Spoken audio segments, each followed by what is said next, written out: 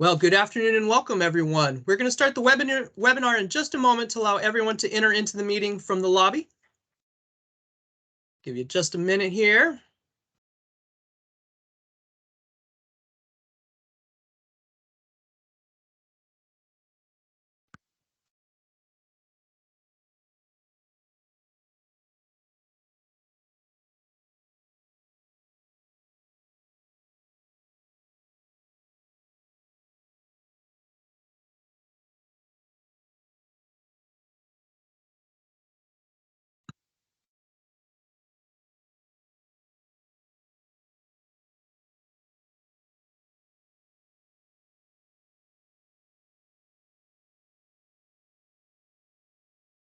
All right, we're going to go ahead and get started.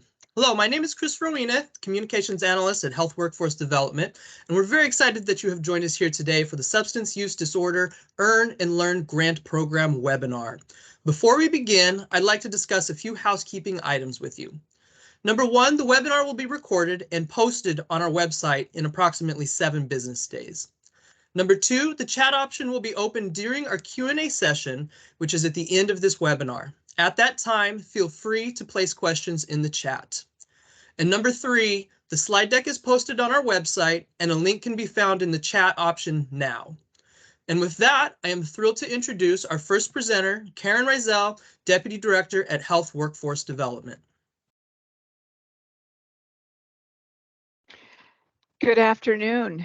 Thank you for joining the webinar today as we introduce our new grant opportunity to build the substance use disorder workforce.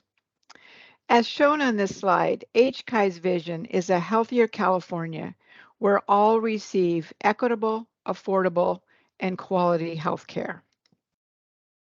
Our workforce programs at HCI are intended to support this vision. In our work through the Children and Youth Behavioral Health Initiative, we are developing and implementing programs to create a plentiful, diverse workforce that serves California's children and youth. On the next slide, we are pleased to announce our new Substance Use Disorder Earn and Learn Grant Program launched just recently last week.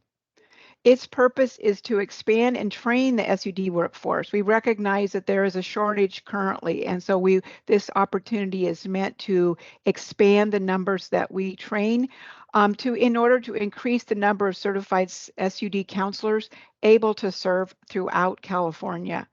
But also, the program is really also intended to recruit culturally and linguistically diverse students. We recognize that California is a diverse state, and so we want to build a diverse workforce that serves California. And so we're looking to focus on how we can recruit culturally and linguistically diverse students to join the SUD workforce. For details about this program, I will turn it over now to CJ Stone, Health Program Specialist. Hi, everybody. Thank you, Karen. Excited to be here and excited to chat more about this program. Next slide, please. I'll be going over the different program components to be eligible and what will be entailed in this program, starting with who can apply. So HCI will be accepting applications from public and private universities, public and private colleges, teaching facilities that are online or in person, and then other types of SUD training programs that would include substance use disorder employers. Next slide, please.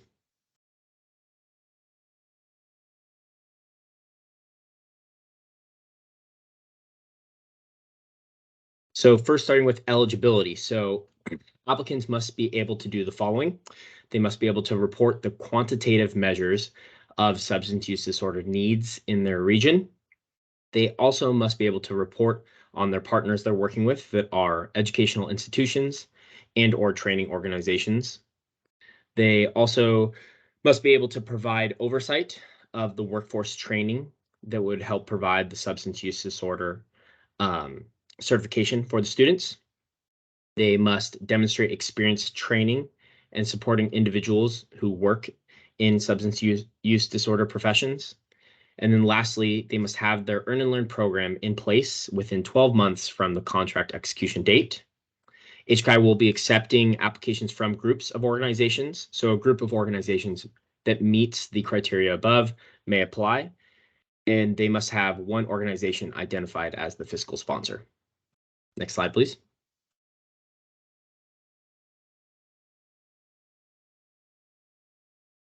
Now going into funding. So the total amount available for these programs is approximately, one slide, there we go, perfect. The total amount is approximately 23 million that's available for all the awards. Now, with a maximum of $7.5 million available for each individual award. The funding itself is to support creating and expanding an Earn and Learn program for the substance use disorder certification. It also is to provide paid internship and work experience, as well as paid time on schooling activities and covering the costs of the SUD certification itself. There will also be incentives put in place in the program for the educational instructors who are providing the alcohol and other drug specific education, as well as the SUD experience need provided through the mentors. And then there is a optional career placement bonus that will be in place where if a grantee is able to place 80% or more of their students in full-time substance use disorder roles, then they will be eligible to get a 5% bonus on through their grant. Next slide, please.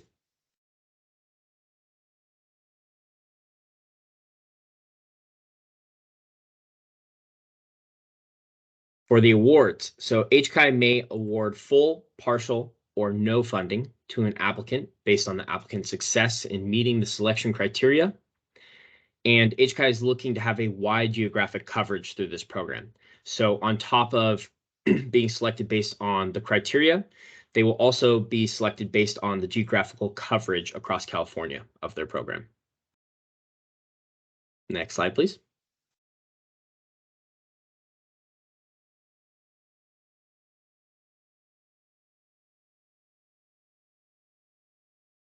As for the budget, HCI will make a payment equal to 20% of the grant upon execution of the grant agreement, and the remaining funds will be available annually in arrears as expenses are incurred.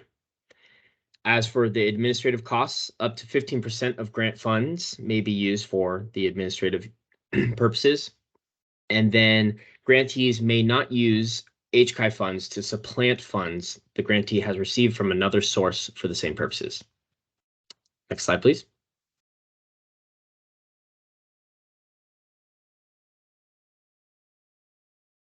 And now continuing on the program component. So the period of this grant is 3 years and will provide the following: SUD certification and exam costs, the SUD work experience hours, the alcohol and other drug specific education hours, mentor and educator financial incentives to incentivize individuals to be a part of this program and help students with getting their SUD certification, as well as the optional placement bonus that was discussed earlier, and go into further details in a second. And there is a resource guide available here. Next slide, please.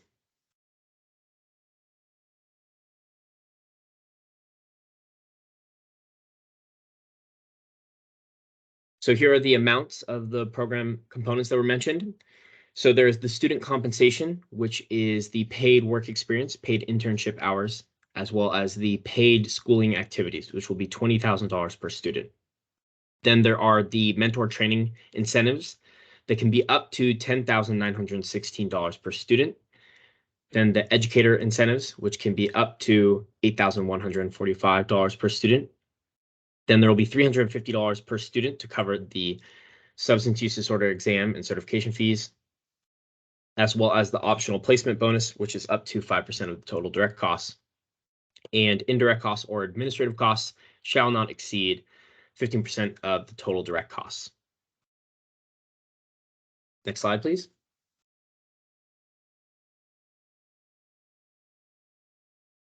And to go over the program provisions and the key dates, I would like to introduce my colleague Nadia Leslie, who is Program Officer within the Health Workforce Development Division.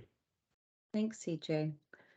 Grantees may use funds to support up to 475 students by providing participants a paid SUD internship of 40 hours a week which will consist of 20 hours in a work setting and 20 hours in an academic SUD certification program environment, for up to 25 weeks at the rate of $20 per hour across the state.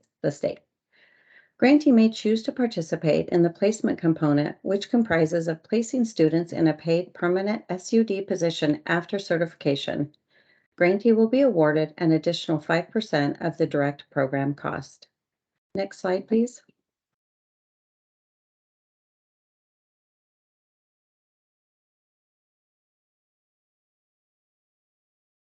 Here's an example of how the funding will be dispersed if an organization was awarded $1 million. Upon contract execution, the organization will receive a payment of $200,000 to begin its program.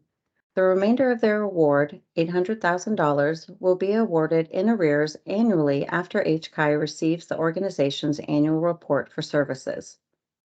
Up to $150,000 of the $1 million awarded can be used towards administrative and indirect costs. The $1 million awarded may not be used to supplement any other program for which funding was received from another source for the same purposes. Next slide, please.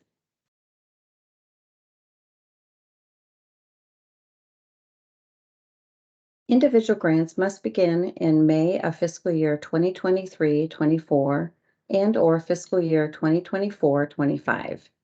Awardee activities are to be reported through fiscal year 2025-26. Next slide, please.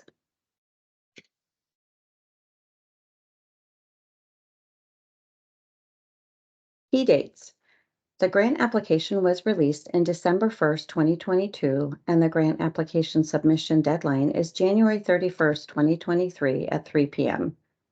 Notifications will be sent to awardees in March of 2023, and the proposed grant agreement start date is May 2023. Now, Chris Polakaitis, Data Analysis with the Health Workforce Development, will now discuss the key application information. Thank you, Nadia. Good afternoon. In the application, we'll be looking for the following components. We'll be looking for the number of staff who speak Medi-Cal threshold languages proficiently while practicing in a program setting. We'll be looking for the number and the location of training sites. We'll be looking for strategies to recruit and support students from underrepresented communities. We'll also be looking for strategies to encourage students to practice in areas of unmet need. We'll be looking for strategies to implement culturally responsive care training into the program's curriculum. Next slide, please.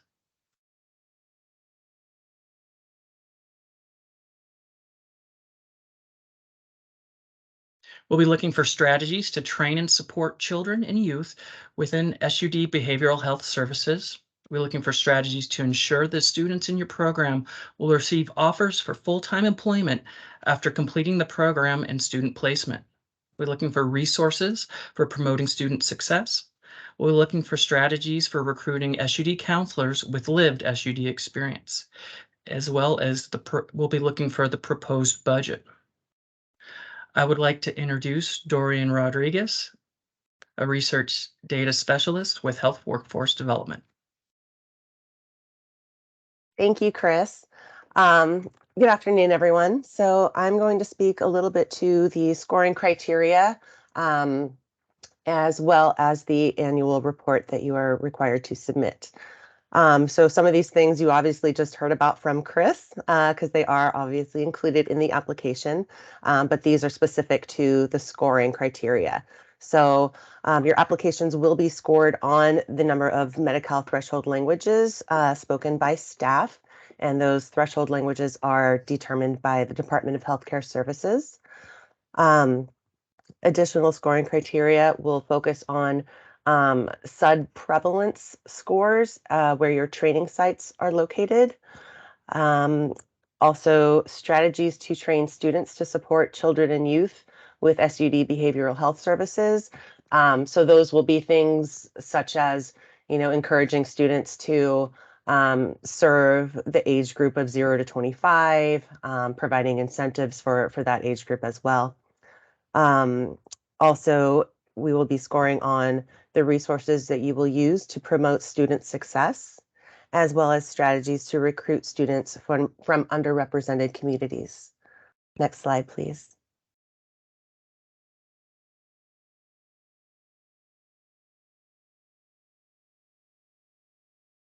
Some additional scoring criteria, strategies to encourage students to practice in areas of unmet need. Also strategies to implement culturally responsive care into your program's curriculum, as well as strategies to ensure students receive offers for full-time employment after program completion, and a placement component for finding paid employment positions after completing the program.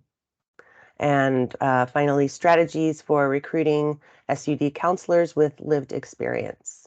Next slide, please.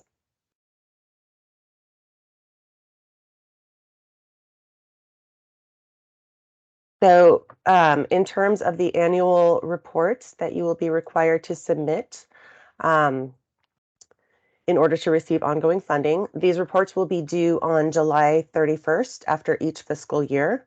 The reports will include data on numbers and the socio-demographic characteristics of the students, some program information, expenditures and changes in the budget within the total grant amount awarded. And HCI will be sending grantees an online form annually for reporting the required information so that you don't have to do that on your own. We develop a tool and we will send it to you. And then you can just upload your information that way for us. And next slide, please.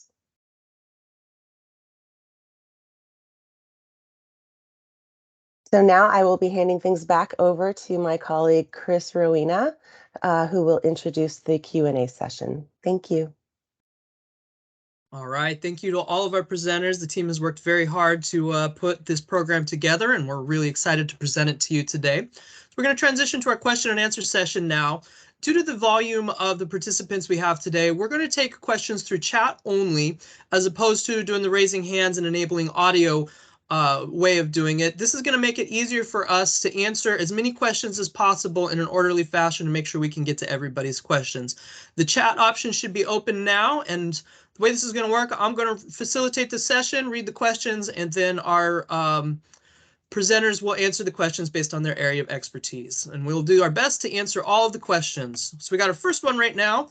Will these slides be provided? If you look in the chat, at the very top of the chat, the link to the slides is right there. We can repost that again, so it's closer down to the bottom. Thank you, Alma. All right, next question. Will the program be expected to create an educational program curriculum?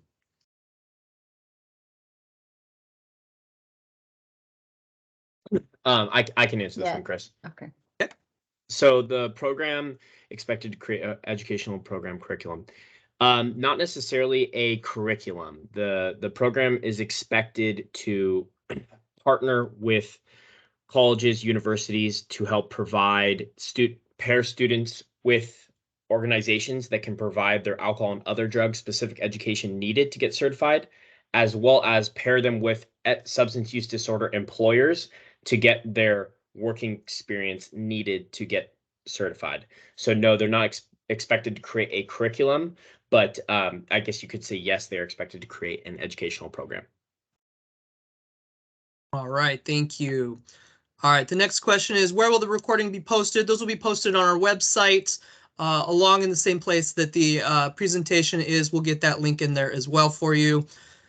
John Carr asks, are workforce development boards eligible to apply? We are the sponsor of an SUD apprenticeship working with one employer and 2 LEAs.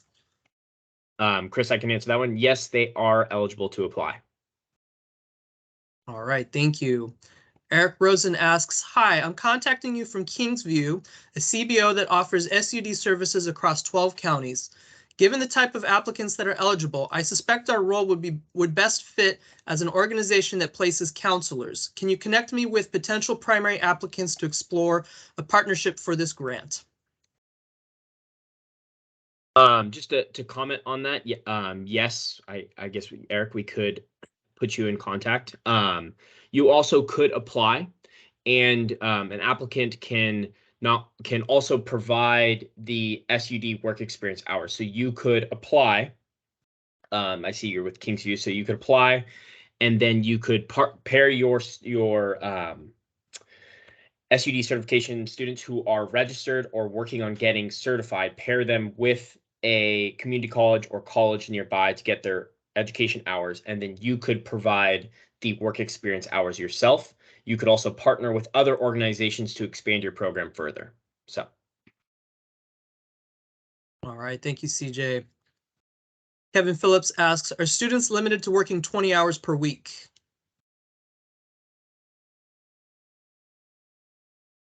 I can answer that one again, Chris.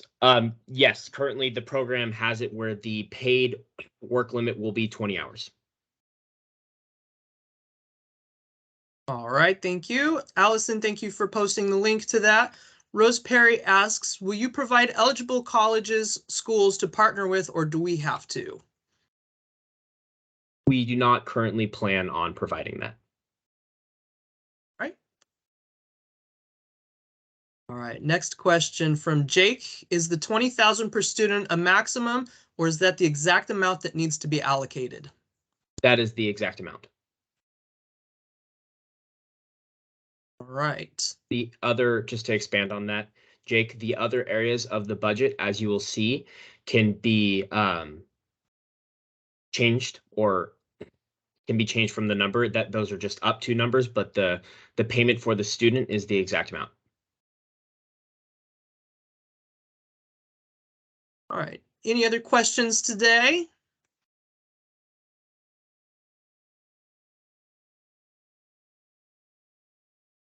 There we go. All right. Can you provide a link or where applicants can apply at?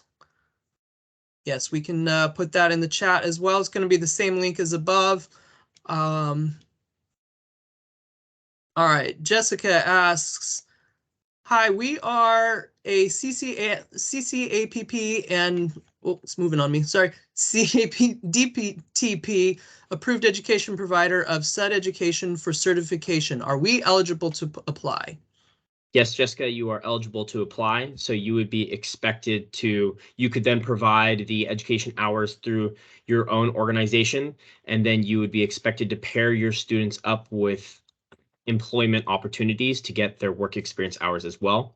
You could also partner with other organizations that help also provide education hours to help expand your program. Because again, the program is also going to be weighted upon geographical coverage. So you could partner with other organizations to expand your geographical coverage. All right, thank you, CJ. Kevin Phillips asks, what is the duration of a student grant service? That is the expectation that the student remain with our organization throughout their academic training?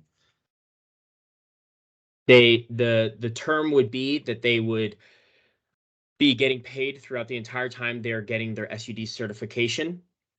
And then again, there's that placement bonus where at the end of your program, you could potentially place them for employment. So yes, they will be with your organization, or your organization will be helping provide the education hours and work experience hours throughout their academic training. And Jessica replied to her earlier question, our coursework is currently designed as a distance learning program. Does that change the answer from earlier? Nope. It could be an online, if you go through the slides on the eligibility slide, training and educational facilities may apply that are online or in person. Right. See some connections happening out there in the chat. That's wonderful. All right. Our SUD CCII counselors who are also CCAPP supervisors for registered counselors able to apply through their organization? Sorry, scrolling down to read it. This is Michael Salinas's.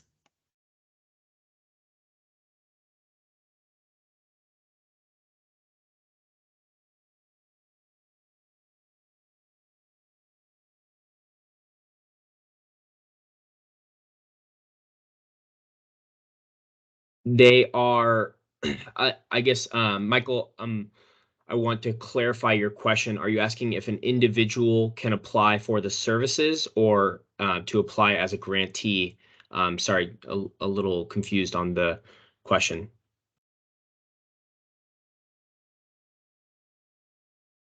If the question, but to expand, if the question is that CCAP supervisors are applying to further their certification to go up to the next rung on the ladder, then yes, that is the answer is yes.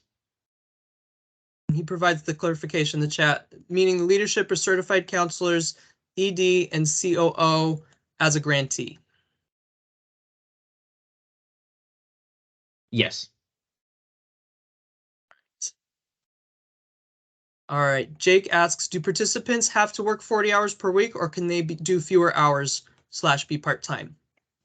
So they will be actually only working 20 hours a week. So their $20,000 stipend is paying for 20 hours of work experience and then 20 hours of school activity experience. So to get both their alcohol and other drug specific education and to get their substance use disorder work experience to qualify to get certified, this program is going to be paying for 20 hours of work experience and then 20 hours of schooling experience. All right, next question. Rudy asks, I do work as an advocate in an agency called Cal Voices. Can I apply for this opportunity? Again, Rudy, I'm not familiar with Cal Voices. I apologize. If you are asking if Cal Voices can apply to be the grantee, then you can look at the eligibility list to see if your organization can qualify. If you're asking as an individual, if you qualify for services, that is to be that if you are working towards getting your SUD certification, then yes, you will be eligible to get services through this grant, but you will not be applying directly to this grant. This grant is an organizational grant. Right. Kevin Phillips, if we hire them after training but before they complete the supervision hours, can we supplement their employment from 20 to 40 hours once they complete the education component of their training? Yes. Right. And Erica Gallo asks, if we applied for the community-based organization BHW grant, can we also apply for this grant? If you are using Nadia or Grant's team, would you guys like to speak to this one? So if the organization has already received funding, they would have to wait to apply. They can't have overlapping contracts. Okay, thank you, Nadia. All right, Carolyn Walters asks for additional information. Carolyn, you can look back through the chat and see links to the slide deck and the webpage that have all of the information that we've presented today. Celine Lucero, we are a SUD facility providing services to adolescents and would love to partner with entities as a potential placement site or an org who would hire counselors upon certification. Not sure that we would qualify as an applicant, but is there a way to network with grantees for recruitment and hiring purposes? It seems as though people are networking through the chat currently.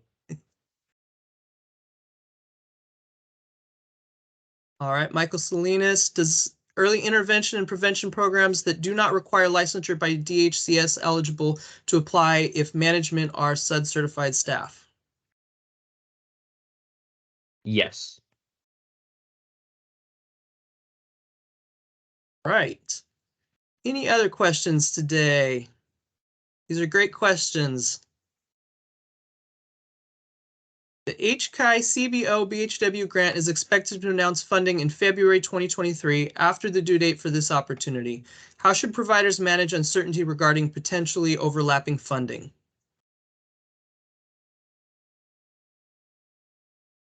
Grant's team, would you like to speak to this one?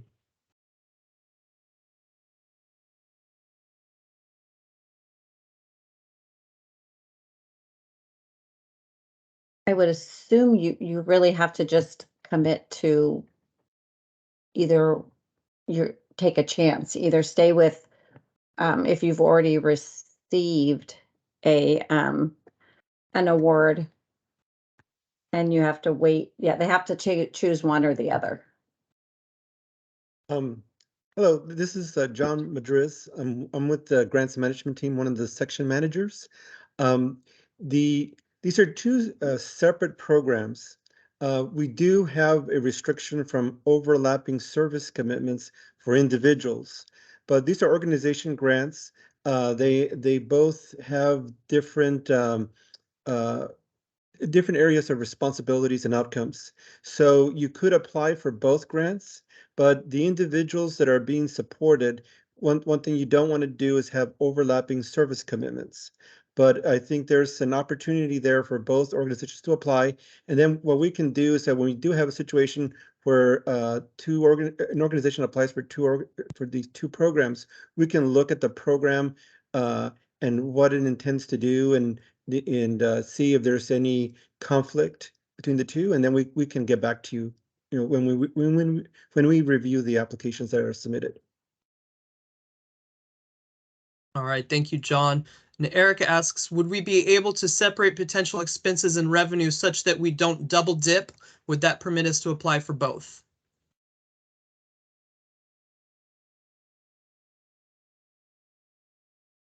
John, would you mind speaking to that one? Okay, I'm sorry. Could you repeat the question? Yeah. Erica asks, would we be able to separate potential expenses and revenues such that we don't double dip? Would that permit us to apply for both? Yes, well, definitely. If you're awarded both grants, then you would need to separate the two. So there cannot be, like I said, I mean, we're trying to prevent, like you mentioned, double dipping. They have to be in two separate categories, and they cannot, they cannot, be in conflict with each other. So we need to, yeah, if you separate them out, it would make it easier us for judge the applicants as being two separate budgets, two separate purposes, and then we can avoid the issue of double dipping. But we would have to review the applicants on a case-by-case basis. All right, thank you, John. Tina Moreno asks, will the questions in the application be provided prior to input on the online application, since the online application does not provide a way to save responses and needs to be completed in one sitting? Yes, Tina, on the grant guide, which you can find through Googling Earn and Learn HCI, then click that first link, which is our behavioral health programs, and go to the grant guide. In the grant guide, we have listed all of the questions and the scoring to those questions as well, so you can see the weight of each question. Hey, just to add on real quick, there is also a link on our web page that has an application preview. So even if you don't go into the grant guide, you can go to our website and see an application preview for you. All right, thank you, Dorian. All right, great questions. Let's keep them going. We've got a little bit more time in our Q&A.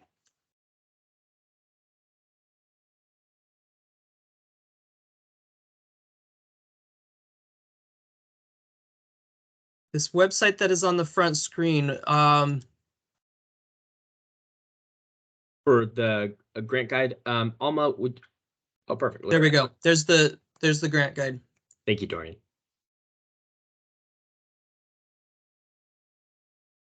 Okay, for the pre-application example, that's what we're talking about. Yeah, there it is. There's the links to that. All right. And thank you to the team for getting these links posted up quickly. All right, any other questions out there?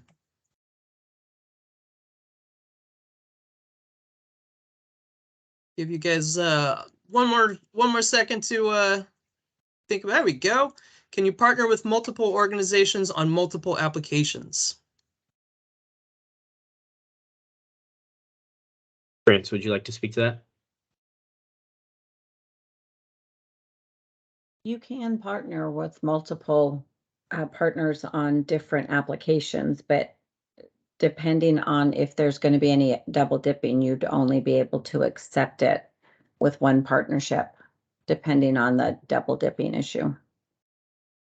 Because there are going to be multiple awards awarded at the end. All right, that was a good question. Thank you. Oh, and again, this is John again.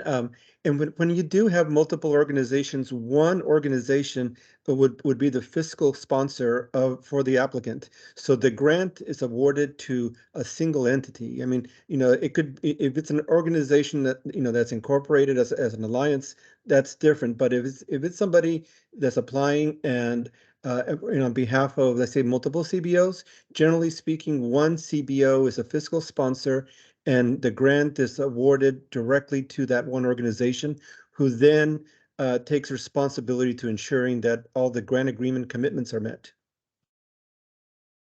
All right, thank you for that clarification, John. All right. Well, thank you everyone for all those great questions. And thank you, team, for all of your answers. If there are no other questions, we are going to move on for one last closing. Oh, got another question here, I see. So as an education provider, would I be able to offer education support to multiple grant applications? Yes. All right, thank you. All right, and with that, I'm going to hand it over to our Deputy Director, Karen Rizel, and she's going to give some closing thoughts. Thank you, Karen. Thank you. And thank you everybody that joined us today to learn more about this program. We're excited to be able to offer this new program. And so appreciate all the questions and the interest in the application process. As we've discussed earlier, this screen provides some of the links for the resources that are available.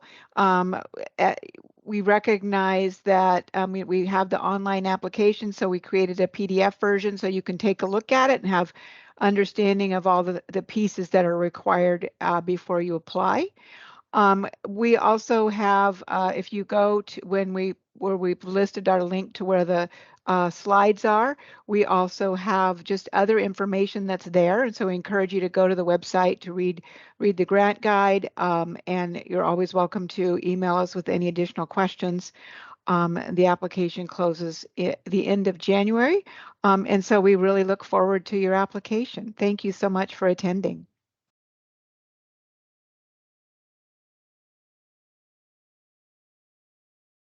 All right. And with that, we will conclude today's webinar. Thank you all for attending and have a wonderful day.